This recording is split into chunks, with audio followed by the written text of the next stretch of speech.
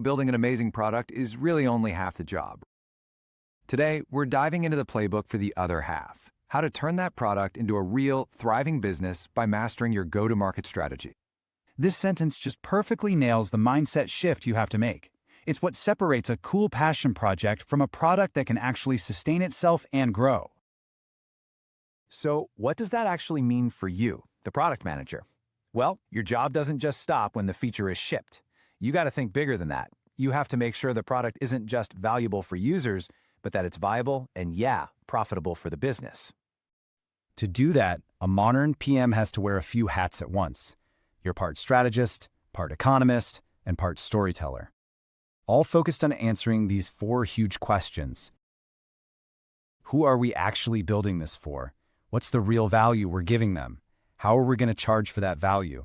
And, a really important one, why is now the right time for this to succeed? These aren't just checkboxes. They're the foundation of everything.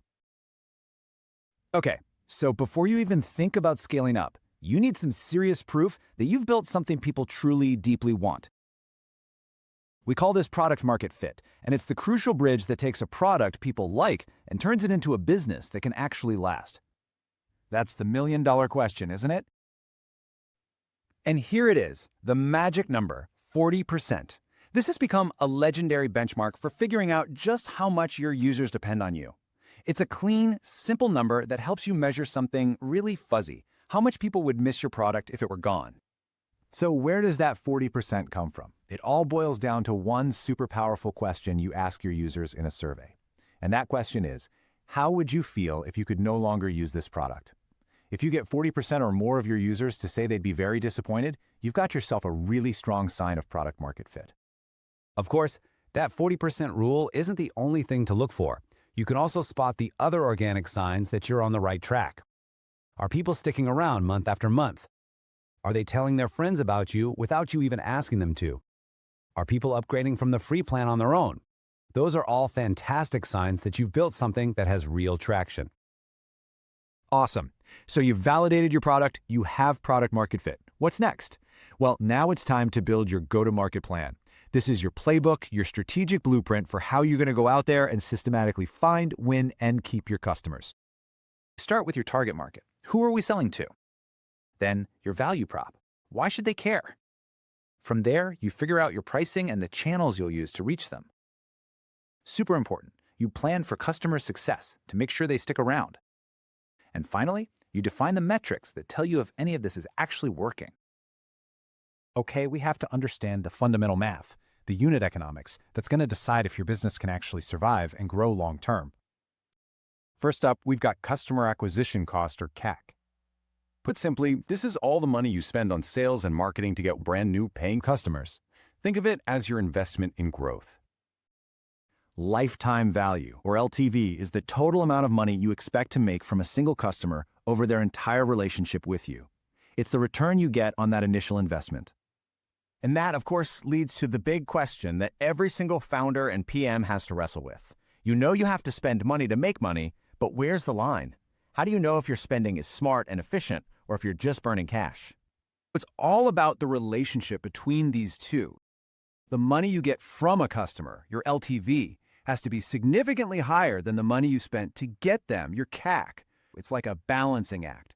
For your business to be healthy, a lot of successful SaaS businesses aim for a 3-to-1 ratio. That relationship, that's the engine of a profitable business. Pricing isn't just about picking a number. It's a massive product decision. It's a statement about your product's value. A truly great business isn't just a machine for getting new customers. The real magic happens when you build a machine for keeping them. And to do that, you have to understand their entire journey. And here's what that journey looks like. It's a funnel. It takes someone from the very first time they hear your name all the way through signing up, having that aha moment where they get the value, to sticking around, paying you, and eventually bringing their friends. Your job is to make every step of this journey as smooth as possible. I absolutely love this quote. You can pour new users into a leaky bucket all day long, but you'll never actually fill it up. Real, compounding growth, that comes from plugging the leaks, building a product and an experience that makes people want to stay. Retention is the real engine. And to keep that engine running smoothly, the whole company needs to be on the same page. And this is where you, the PM, become this critical translator. You have to speak marketing's language of funnels and CPCs, then turn around and speak sales language of pipelines and objections, and then finance's language of margins, and connect it all back to the product's value. You're the glue. So, to see how this all comes together in the real world, let's look at what is truly a masterclass in go-to-market strategy, the incredible story of how Slack grew so fast. So how'd they do it? Slack didn't win with huge ad campaigns. They won because the product itself was their marketing engine. They made it incredibly easy for anyone to start for free, and then one person would invite their whole team. That team would invite another team. They created these viral loops that did the selling for them. This is the definition of product-led growth, and it kept their acquisition costs super low. And all of this brings us right back to the most important question for you. Building a great product is an amazing accomplishment. It's step one. But the real challenge and the true job of a modern product manager is to answer this: how will you build the business around it?